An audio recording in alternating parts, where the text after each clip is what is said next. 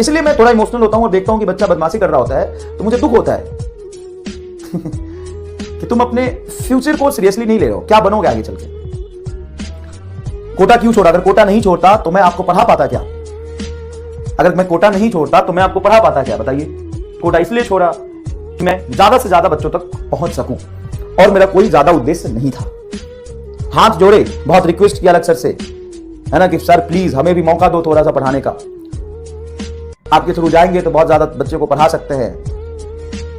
तब जाके अलग सर ने बोला कि चलो ठीक है हम सोचते हैं। तो बहुत मुश्किल से मौका मिला है, सर के हाथ पैर जोड़े तब जाके यहां तक पहुंचा हूं। समझ में आया कि नहीं आया?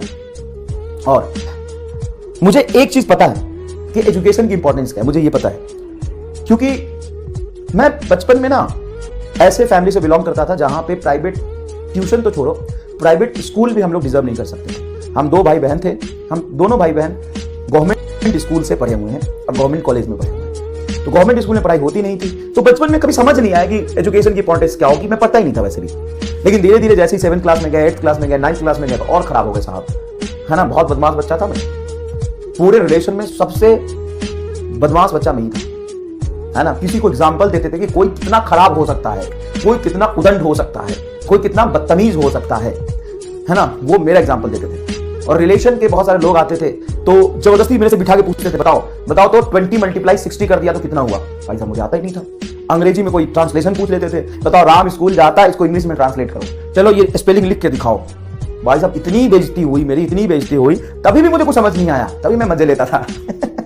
तभी भी मैं मजे लेता था, मुझे कोई फर्क नहीं पड़ता था। तुम कर लो बेइज्जती, जाके जो बेइज्जती करता था उसके बेटे को जाकर कूट देता था।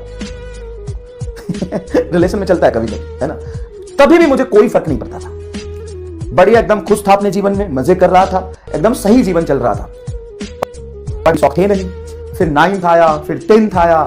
10th के बाद थोड़ा बहुत इंटरेस्ट आया पढ़ने में और बोला कि साइंस लेंगे। अब ले तो लिया साइंस, गांव से चले गए मुजफ्फरपुर मेरी बुआ रहती थी, वहां पे पढ़ना शुरू किया। उसके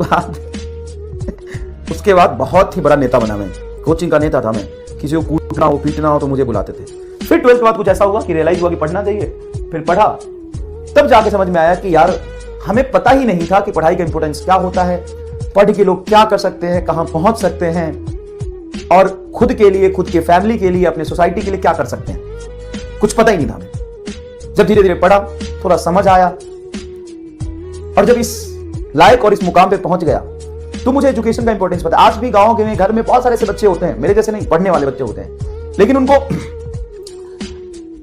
समझ नहीं आता कि कहां से पढ़े, कैसे पढ़े। पहला ये बच्चा होता है, दूसरा ऐसे भी बच्चे होते हैं जिनको पता ही नहीं कि पढ़ने से क्या होगा, मतलब ही नहीं पता पढ़ाई कैसे होता है, कहां जाके पढ़ सकते हैं हम, पढ़ के हम क्या बन सकते हैं। भोले होते हैं बच्चे, तुम्हारी उम्र में 8th 9th 10th क्लास में बच्चे भोले होते हैं, उनको मजा आता है छोटी छोटी चीजों में, उनको ये पता ही नहीं चलता कि हम पढ़ के क्या कर सकते हैं और अभी हम पढ़ेंगे तो हमारा फ्यूचर कैसा होगा, समझ ही नहीं पाते बच्चे।